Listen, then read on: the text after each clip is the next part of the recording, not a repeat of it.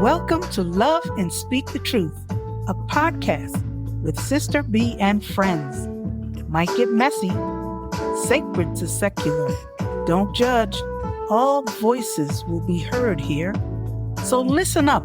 We're going to explore the human experience through the lens of wisdom sharing and faith, with a worldview that might shock you, move you, even downright inspire you. We welcome here today the amazing mission-centered advocate Heidi Cerneka.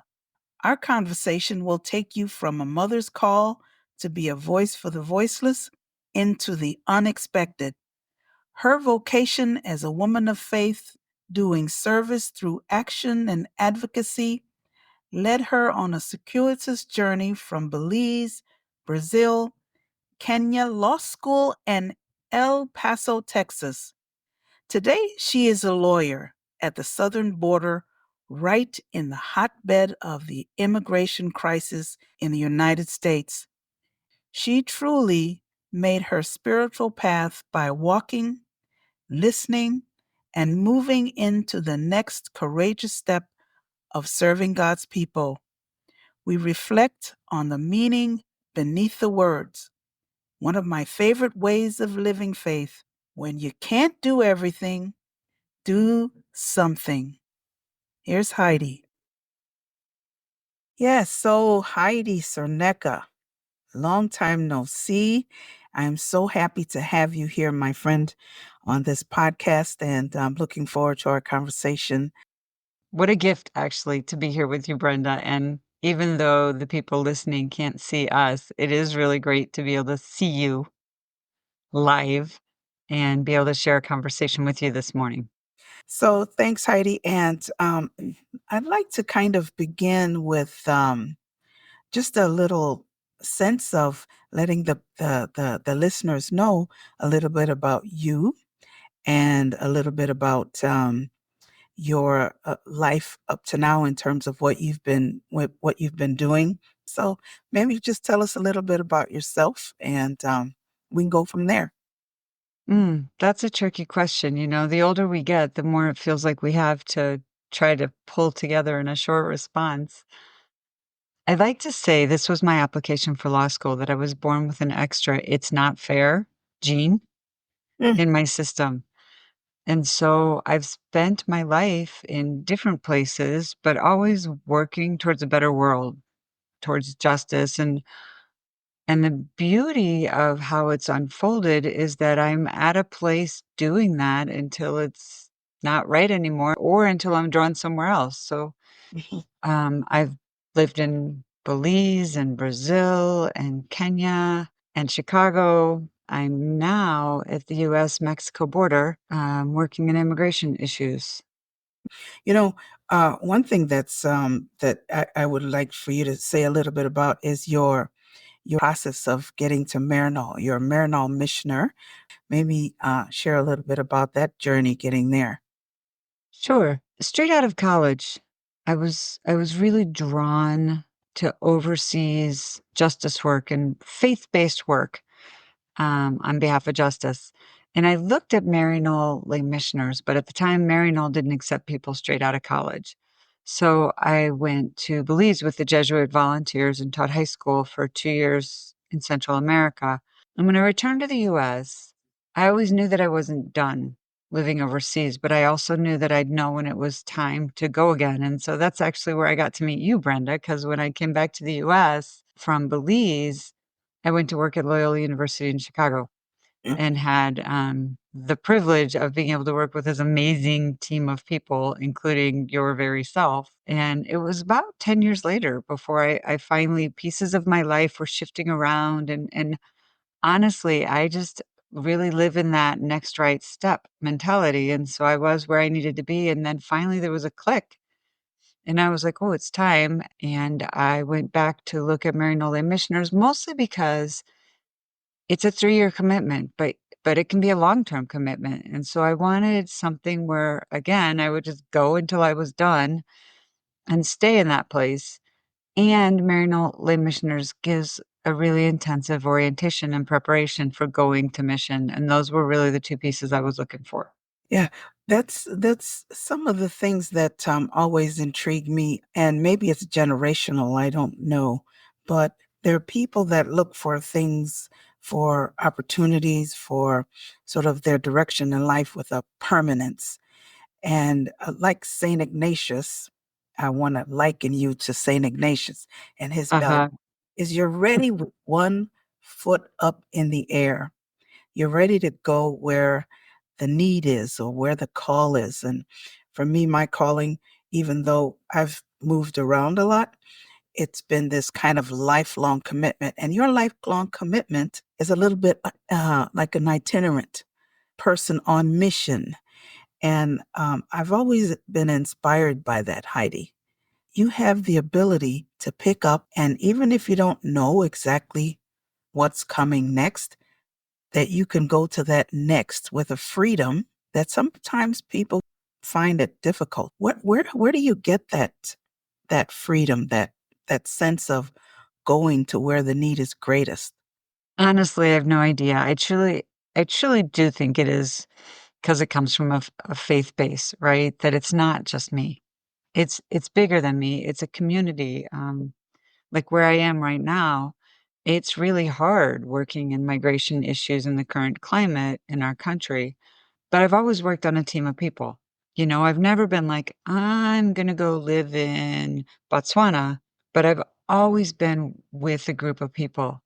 I mean, it gets easier the older you get. I know some people would think it gets harder, but it gets easier because I know that it works. It works in my life anyway. I really am open. When I joined Maryknoll, I had worked hard to learn Spanish, and Maryknoll called me and asked me to consider Brazil. And I was like, they speak Portuguese there. But the more I thought about it, I was like, well, I'm making this, leap of faith into the dark.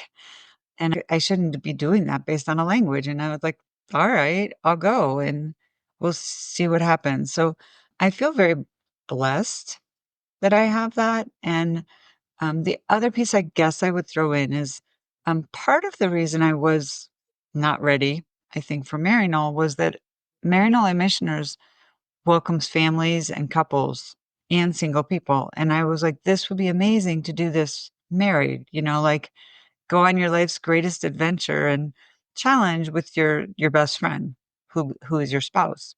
And at some point, and that was kind of the click for me, it was around when I was 29, I think. I still had not found that person in my life. And something happened in my life that all of a sudden I was like, I don't need that to take my next step. And that also gives me freedom. Because I'm single, I can just quiet, listen inside, pay attention around me to what's going on, and then I just know. And that knowing comes from what context do you think that having an ability to discern the right way to go or to stay or to choose, where does that knowing come from? Faith you refer to, community you refer to, that ability to just go where that need. Where does that come from, you think? I think there's a couple things. For sure, it's a faith base because I know there's something bigger than me, right? That it all doesn't depend on me. So I think that's a huge piece of it. And being able to listen, you know, I'm as excessively proud as the next person. So you have to like quiet that down to be able to humbly listen to other people around you. But it's about being compelled because the world should be better and the world could be better. And so feeling compelled to be part of trying to make that happen. I'm constantly also kind of reflecting and listening and reading and checking myself and talking to people because I think some of that also comes from having had a blessed or privileged or fortunate life, right? Hmm. Bad things have happened to me, but I have always landed on my feet. And I know that that comes from the country I'm from being white, from having had the opportunity to have education.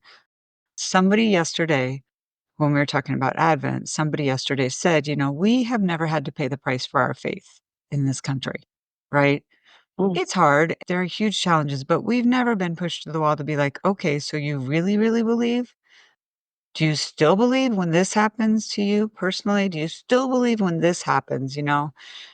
And so it doesn't change the fact that I'm a person of faith. It doesn't change the fact that I'm a person that is um, driven by what I think is right and should be and how I should address that. But I guess it just increases my awareness that that's less hard when I come from where I come from.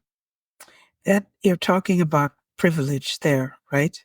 There's Mhm. some comfort, some some some place in the background where you know that landing on your feet or that you're not stuck in wherever you decide to go, whether it's a relationship or a country or a really critical crisis centered situation, you're not stuck there. I mean, there still is a freedom that not everybody has, right? Because somebody else could be like, "Oh, well, I made the commitment, now I have to stay here," or, "People are gonna think I look stupid, and so I can't change," or something like that, but, you know, when I first joined Maryknoll, somebody said, "Oh, I don't know, Maryknoll is on some shaky financial grounds." This was in 1996, and I was like, "Well, okay, I'll go, and if things fall apart, I'll come back," and that was, I think, pivotal one of those pivotal moments too of realizing that I had that freedom. Like Yeah. like you were talking about how people look for permanence and the freedom of being able to say, like, "At this moment, this is the right thing. I don't know if it will be tomorrow. I can't know tomorrow." Yes, that's a freedom and an awareness that we don't all carry with us. And it's something we develop by a life practice of reflection, Mhm. discernment. So you know, Heidi, the interesting thing is when you left Brazil and the Marinol system, you ended up deciding to go to law school. Where did that decision come from? Again, it just seemed like the right thing to do, but in the longer version is it's funny because when I was in college, my mother was like, "You should be a public defender." And, being the regular 19-year-old at that time, that meant I would be anything but a public defender, right? Because I wasn't doing what my mom thought I should do. And in Brazil, I worked for human rights with women that were incarcerated. So I was an advocate. I was, like, in the jails with the women. I was walking in Congress in Brasilia with my colleagues, in the streets, writing, and everything like that. Everybody thought I was a lawyer. And so at one point, I bought How to Take the LSAT, the law school admissions test. And at that time, of course, things were actually still in books. So I bought one of those. I took it back to Brazil with me and I never opened the book. And I thought to myself, well, that was $10 well spent because for 10 bucks, I realized I'm not interested. Mm. Right. And so then in 2014, when I felt inside me that it was time to move from Brazil, that's when I was like, what? Maybe I should go to law school. Maybe I should go put tools and skills together with all the advocacy I've been doing. Like that could make me a better advocate. And it was always a next right step thing. And here I am. What age were you when you started law school? I was 49. Mamma mia, I didn't realize. I thought you were 40. Nope. You always look so young. But so at that time, we weren't actually in the midst of this immigration crisis in the country. We were always because we needed a policy, and there was always this issue that our government didn't deal with in terms of migration and the needs of the country and all this business. But when you finished law school, we were heading straight into this crisis. So you somehow got prepared when the need was there. Yeah. Yeah. I was trying to figure out how to keep working in the area that I'd really become an expert in or a specialist in, which was women and justice, incarceration, and all those pieces. But I was pretty sure I wasn't gonna go back to Brazil. And I think for me, immigration, even before this the size of the storm that we have today, right? The size of how big this has become. For me, immigration is this like crux of national and international, right? And it's also a huge place that I think we as a nation owe reparations because a lot of our policies, things like moving industries outside the US borders because our the businesses can make more money, right?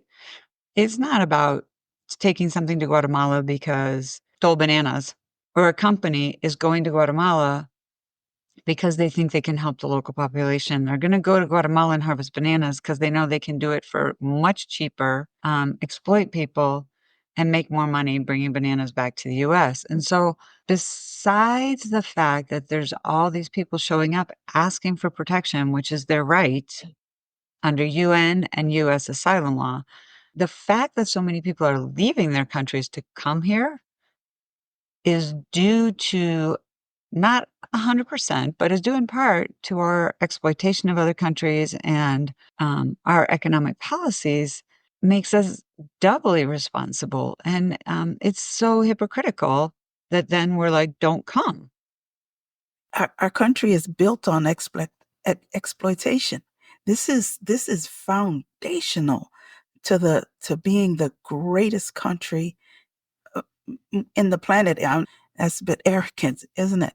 But it's built on exploitation. And so when you look at policies that we try to justify who gets to come and who gets to go, you think, what's the rationale for that? How does the law, studying the law and going into this area of immigration develop for you over after law school and after Kenya? And we're speeding through all of this, but what happens as you recognize that the policies are not fair, number one, to the people who seek asylum to this place? Yeah, I mean, it's all of a piece, right? You can't like chunk it down. But so, like, I've always known about how we exploit other countries because we think that we have the right to take advantage of other people. And as you point out very well, in this country also, like within our borders, not just extra borders.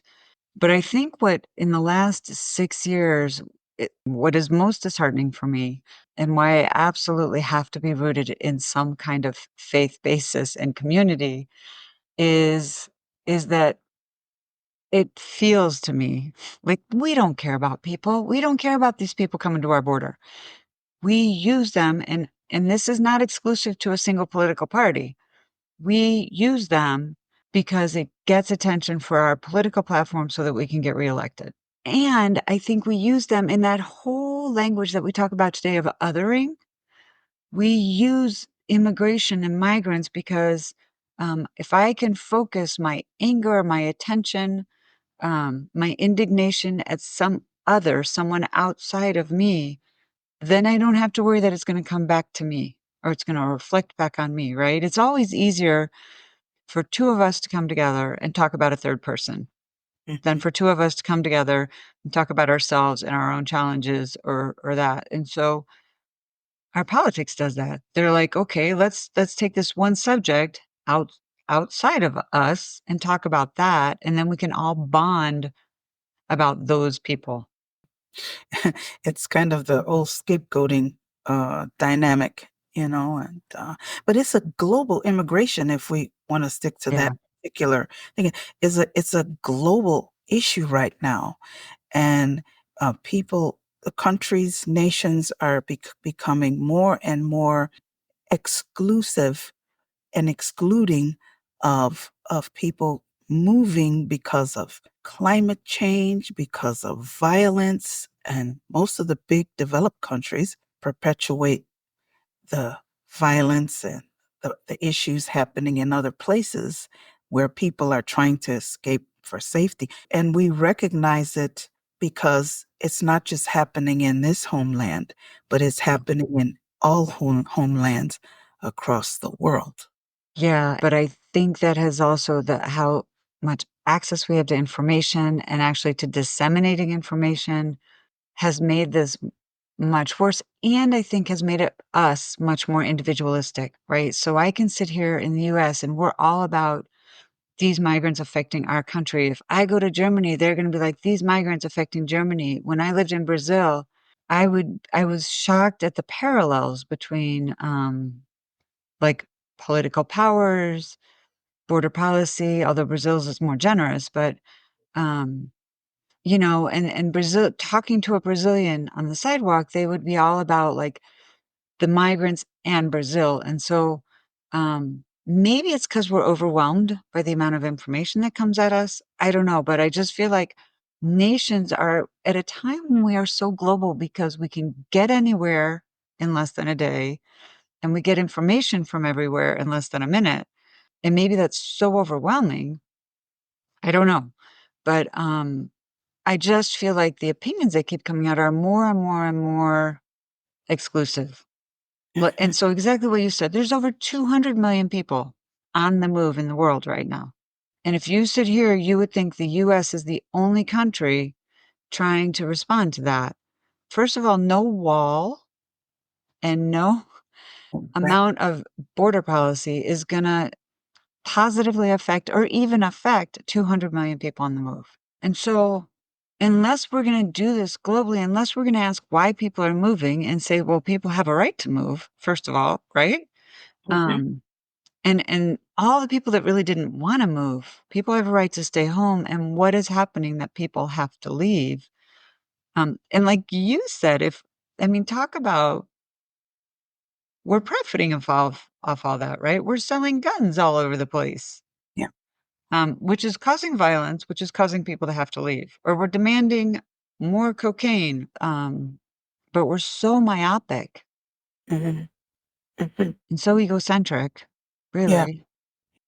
There's a building consciousness about how self-centered, um, that I'm not sure if it's because of the internet or what the source of, the basic sources for all these things going on. But I talk a lot to people who are trying to make a difference. And you're one of those people who move in the direction of including, collaborating. You're one of those people that you put your life on the line. You have your vocation is one of service to the voiceless, to the underrepresented, to the oppressed people, coming from a place of privilege. How does one get there? Who inspired that in you? How can you grow that and we grow that in each other? I don't honestly know, but I think we meet people, right? Like I always said, if I could be God for a day, or Allah for a day, or the all powerful for a day, or the goddess for a day, Mhm. um, I would drop everybody on the planet in some other country for a week, Mhm. right? Um, we meet people. And so, which is a risk and opening up, right? Because it hurts. And we have to have good, good sources for what to do with that, right? So when I hear a story that breaks my heart or I get outraged, I can get ulcers or I can break things or I can figure out what to do with that. So that's part of it. But I think for me, it's because it's Maria, you know, it's Elizabeth. And then once I meet people, I can't, as like people like to say today, I can't unsee that, I can't unknow that. I can't walk away because it's a person that should not have to live through what they have to live through. Mhm. Um, and so part of it, I think, is just that we have to take the risk to meet people. I mean, I am constantly saying that there are days when I need to sit down with people who think like me and be like, that's insane, right? But if I don't take the risk or take the time or make the effort to talk to people who think differently than me, Mhm. we're not going to change the world, right? Mhm. Because um, I always quote this cousin of mine who does think very differently than me politically and things like that. But one time she sat down and she said to me, "Help me understand why you think this," right? Mhm. Um, and I say like that invites dialogue. that invites conversation. And until we can have conversations with people who think radically differently than we do, which is not easy, we're not going to change the world. And the one other, not really secret, but there's a lot of us, right? And I don't want to us and them it, but I want to say there are a lot of people working hard for others, for their neighbor, to make the world better. I mean, we saw that maybe 4 or 5 years ago when there was so many migrants coming through, asking for protection, asking for safety, asking for asylum, trying to keep their kids away from the gangs. And at that point, people were taking buses to wherever they were going in the country. And when you take a bus from like El Paso, Texas to Portland, Oregon, you probably have to change buses 3 times on the way. Across the country, spontaneously, groups of people were showing up at bus stations with sack lunches, with jackets, with bottles of water, and it wasn't like there was this national organization. It was because people wanted to do what they could do. And I'll stop talking in a minute, but a lot of people migrating, moving across Mexico, at least historically, have ridden on top of this train that's a freight train that crosses Mexico. But people would climb and ride on top of the train. It was free. At that time, it was safer because you were traveling across country, right? And moving. There were towns in Mexico where people would just stand on the side of the tracks as the train came through and throw sandwiches up to the top of the train. Mhm. Mhm. This is like my X-Files. We're out there. Mhm. Well, I think that's absolutely essential to highlight because there are so many good people. There's so much goodness in the world, but because of whatever, the internet, because of news media, because of whatever political situations we're in, we get a lot of the bad news. We get all the bad news and we get a soundbite of the good news. Mm-hmm. And the good news, and just to bring in a little so-called religion in it, even though it's basically human, um, is that people are seeing their neighbor. And this has been going on through history. When you look at the Underground Railroad with the slaves coming up from the South in the United States of America, the great United States of America, you had many people who were there to help people to have safe passage. Now, that's historic. But there are other things like today when one governor in particular, just shipped people out of their state and they didn't know where they were going. And people received them. Cities received them. Communities received them. Churches, synagogues, all over this country. So, yeah, I think you're right. The whole idea to highlight the goodness that is in human nature that lives around us all the time. You know, that idea of loving your neighbor. It's important to highlight. It's sometimes easy to see it in the people who are out there like yourself, really making a difference. But I'm sure you see it all around you. You couldn't do it alone. Absolutely. And I think it is easy to see it in the people, like Ruben Garcia, who's run Annunciation House for migrants here for 40 years. But I think sometimes also we're all human, right? Um, I think it's an easy way out of having to take responsibility myself. And it also is maybe people thinking, I could never do that, right? I think there's 2 pieces in there. I think one is being like, oh, wow, Sister Brenda, I could never have like gone to, do what you did, live in Rome for 6 years when I don't speak the language, 8 years, a long time, however long it was. And so I think sometimes when people can be like, oh, I could never do that, it lets them off the hook, right? I'm so glad there's people like you because then I don't have to do anything. And that's not it, right? We all have to do something. But I think sometimes it is people thinking, I can't. Oh, I could never do that. Oh, I'm not brave enough. Look at the Underground Railroad. I'm not brave enough to risk lynching Mhm. Look at Germany in World War II. I'm not brave enough to hide people in my house and know that I might get sent to a concentration camp. Most of us won't be asked to do that. Mhm. Most of us should be asked to make a sandwich, to write our congressperson, to stand up for humanity and human beings, Mhm. Um, and like, a friend of mine said, like, "I do my best to live right and take care of my family," and that's good, but it's not enough, honestly. Not It's enough. not enough.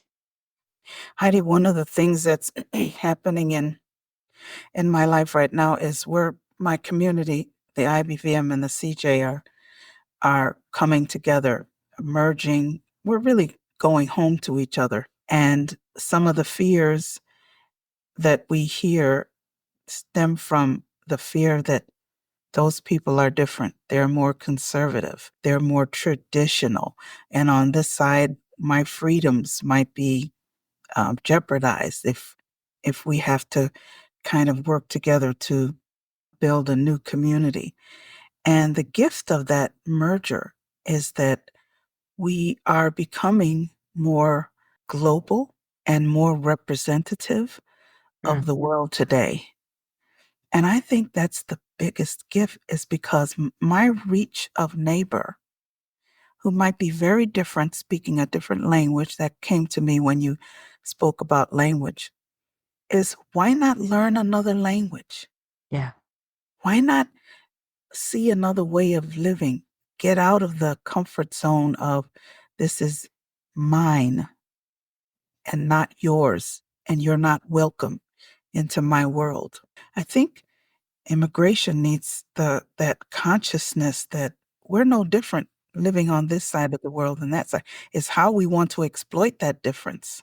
That's the problem. And then you said, talk to each other, get to know each other. And your goddess experience of, okay, you're going to get out of your place and go to somebody else's place and meet somebody where they are. Yeah? Yeah, and you know what? We learn so much when we get out of our safe place, right? When we take the risk to go somewhere else, and honestly, it might be in Chicago, it might be to the north side or to the south side or to the west side. Like, we don't even have to get a passport. But I absolutely agree that until we're willing to take a risk and see that the world is not as scary. It's uncomfortable. You yourself can attest to being uncomfortable Mhm. staying at the YWCA in Belize City when we went there. Yes, I like my comforts, but, there's also a freedom and, like, kind of a wild adventureness about going somewhere and being like, "Oh my god, I never would have thought I could do this, but I did." And realizing, like you said, that people cry when things happen to them, People mourn children when they die or parents or elders, and people dance. I mean, yeah, we're people and we all should be living with security. I think that's the thing that when I think about the politics and how polarized we've become, and it's not just in the US. I see it in Brazil, how polarized we've become. I think if you could like dig down, besides taking away the fear, like we've become polarized because I'm afraid you're going to take away what I have, but if we could dig deep down, all of us want like safety for our family, right? All of us want to know that people can get health care if they get sick, can go to school and learn. And we should want that for everybody on the planet. Yes, we want the best for each other. And unfortunately, the capitalist system is is wonderful. Work hard and get ahead, but you assume not everybody can get ahead.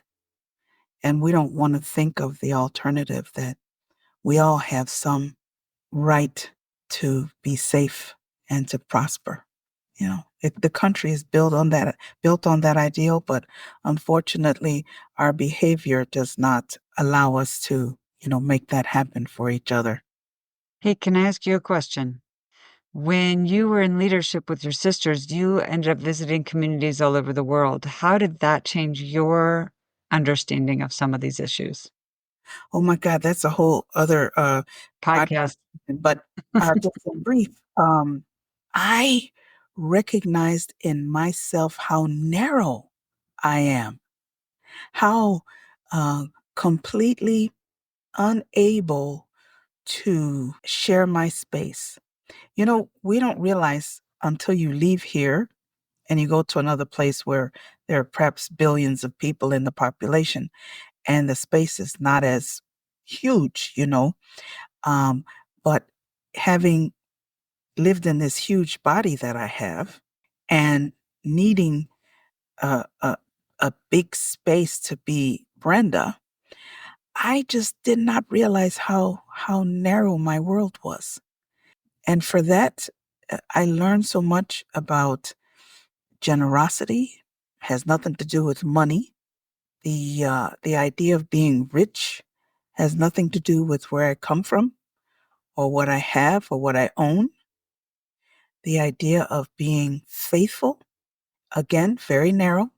So, yeah, I think that it would take me, you know, an hour to explain all the different ways that I saw that in myself because you don't you don't recognize the insular way that your values have grown and live inside of you until you step out of it. You know, in this country, we like open doors. You know, we like big spaces. In other places, they're smaller spaces. They don't heat the whole house, they heat the room we're in. Mm, But little things like that, you know, that allow you to see the self-centeredness of your being. And I learned a lot about myself. mm. Even the perspectives of how the world works. And Italy is not a, you know, underdeveloped country. In my travels, you'd go and come and reflect on, you know, what you're coming home to and what you're going into. And for me, that's changed my perspective. Well, it just reminds me of this friend of mine here because I think also coming from the US, and maybe this is especially white US, but coming from the US, um, we think we have the truth, right? And so I'm having a discussion with a friend who in El Paso is like, those people are so stupid. Why are they wearing black when it's 104 degrees out? And I said, there are actually countries that have found and studies that have found that black is better for sun and heat than white. And this person was like, that's wrong. That's stupid. So I just looked up some articles and I was like, it's one perspective. We, unfortunately, I mean, it's good to have confidence because in the world today, I feel like so many of us lack confidence, but we think that there is one truth. And when you get outside your borders, when you get outside even like your suburb, Mhm. you realize that there are many truths, Mhm. and that I'm always trying to challenge, not to say you're wrong, but to say there are other ways to see this. And it's not, and we're not bad people, Mhm. right? That was the other thing I was thinking, like, when I was in law school, there were so many people who were like, "I'm gonna go work at the UN. I'm gonna go be a consultant at the UN," and okay, this is my ageism, but they were, like, 23 years old Mhm. and, Mhm. mostly white, mostly grown up in the US, gone to college, gotten into law school, and I was like, "Okay, so go live in another country and learn something before you go work at the UN and bring your one perspective," you know? Go Mhm. learn another language. And honestly, something that you were talking about with like all the different realities and different perspectives, and making space for that is like the last thing the UN needs right now is a bunch more people from the Northern Hemisphere and in westernized countries to talk about what we need to do in Africa and Latin America, right? The UN needs voices from the affected countries. That's right. That's right. So what we need to do is get out of the way Right. sometimes. That's that's a good place to start and a good place to end. But we're not quite done yet. I just want to say, is there any book, any bit of reading that you would recommend? I'm going to tell you one that's just new out. I think it's new. The Messenger, Mm. and the author's last name is Coates. I can't say his first name. Ta-Nehisi Coates. Have you read that I book? haven't. I've read 2 other things by him. Okay. Well, one perspective when you say we have to get out of the way, um, he's giving this in this particular book called The Messenger. He gives his way of seeing, way of understanding that we cannot, he's talking about the situation in the Middle East, right? Uh, In Gaza, in Israel, and talking about this apartheid that we create based on ethnicity. And he believes he he really strongly advocates for life. You know, you can't have genocide. You can't kill people because of this or of that. And I, I had to take that in because we are so willing to kill for what we believe in, you know, and we kill with words, we kill with policy, we kill with wars, we kill with guns, we kill with legislation that destroys people's rights. And our country is so good at making a case for murder, genocide, and all the mhm. rest. I don't want to leave on that bad note, but I think the possibility is in the way we think about it and listen to another person's perspective. That Yeah, could 'cause help us to change our minds. I was thinking that because we kill by being insular, right? Yep. We don't even have to be, like, active of doing something by the fact that we shut our minds or our eyes or our ears or our doors, um, and don't engage is actually I saw this heart-wrenching, like, image a couple weeks ago that basically I'm gonna not do it justice, but, it basically said when independent of where a person is on these issues, it was saying when you are anti-abortion, but willing to allow genocide to happen in the Middle East, or people drown thousands and thousands and thousands of people drown trying to get to safety from Africa, between Africa and Europe, don't call it religious. Not saying, like, where people should stand on those issues, but saying, be authentic about where that comes from, because it can't be a religious belief in life and then be selective. Yeah. Yeah. Even the Pope sees that double talk. Not even, but I think when a faithful companion of Jesus cannot do that double talk. Yeah. Mm. Yeah, and we're better we can be better than that, there was a great article in the New York Times a while back that I use in presentations. Again, I'm gonna say it badly, but basically said we're going back to where one of the places you started from, this nation was built on exploitation and violence. And the article kinda ends by saying, "We can't change that. The choice we have today is where we wanna go from here. Mhm. Do better. Do better." Heidi, I know you said a few minutes ago there is no such thing as one truth, but I'm going to ask you as the closing wisdom for this Love and Speak the Truth podcast. Do you have a little seed of one truth that has carried you through this amazing, inspired life that you've lived and that you are continue to live? I was gonna say be fearless and really live out of love, but it's not about fearless, right? We can be fearful. Mhm. It's about not letting that be what makes our decisions. Amen. That's beautiful. Not letting fear be the decision maker. Yeah. Yeah, and, to go back to your question of movies, well, you said books, but there's so many books and movies. You need to like place on your podcast website for people to list books and why they choose them, right? But I listed the movie Defending Your Life, which is probably 20 something years old with Meryl Streep as on my application to Maryknoll because people die in the movie. It's fiction, of course. They go to some way station in the sky and they're judged on whether they live their life more out of fear or more out of love. If Mm. they live their life more out of fear, they get sent back to try again. And if they live their life more out of love, they go forward. And I thought at the end of this life, I want to be able to look back and reflect on the fact that, of course, I made fear based decisions, but that I made more decisions out of love than I did out of fear. Wow. Yes. Thank you, Heidi. Heidi Cerneka, a wise, wise woman. Thank you so much. Thanks, Brenda. It's been so fun being here with you today. And now for the wrap up.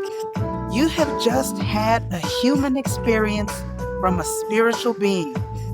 We have so much to learn. So go forth to love and speak the truth. Ad majorium Dei Gloriam.